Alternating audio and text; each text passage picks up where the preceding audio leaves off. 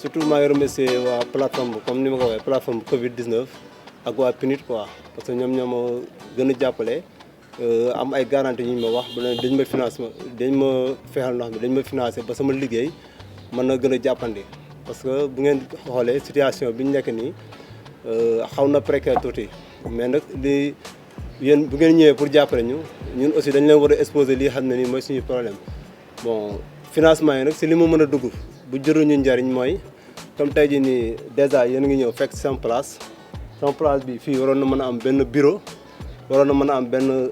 foo xam ne damay exposer samay bagages ak moo élargir sama mbaar parce que fii parfois bu naaj bi tàngee doo mën liggéey ak courant bi ak affaire yooyu noonu mais si financement yi daal si foofu la jëm bu ko defee aussi tamit ñu am ay machines yoo xam ne nii benn bi dina mën a nekk sur place di liggéey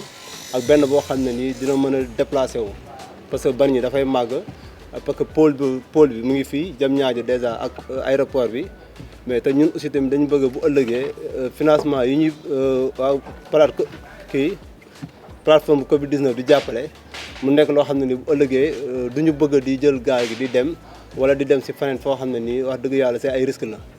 dañu bëgg a toog suñu dëkk fii ñun liggéey